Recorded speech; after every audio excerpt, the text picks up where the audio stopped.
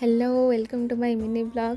आज जेहेतु आमर बड़ माँ डेथ होता तो बेलिके रोसे चलता बेलिके जेहतु खाऊच तो आज देखो आम बेलिके कौन कौन रोसे कर आज आमर डालमा प्रस्तुत चलती भात हो सारे डालमा रेडी हवा पर परिया कटाकटी सर जाइए मुझे गला बेलू समस्त परिया कटाकटी सब रेडी कर सारी अलरेडी तापर मम्मी को मुझे कहली डाली तू पका मो शॉर्ट्स नेबी तापर डालमा आमर हो गला ओल्हे सारी जेल लंका धनिया पतर पकईलु ये आइटमटा स्पेशली मु आउ मोर जड़े दीदी मिसिकी करूँ।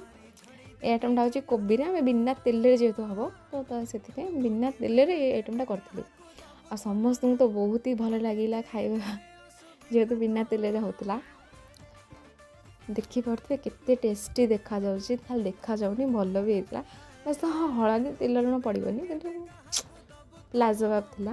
तापर आमे आम दीदी मोर नहीं आसलु बाड़ी खाए बोली से शर्ट्स नहीं पार तापर नेली देखिए आम समस्ते मम्मी मैंने सब बस खाऊँ। तो रही नमस्कार।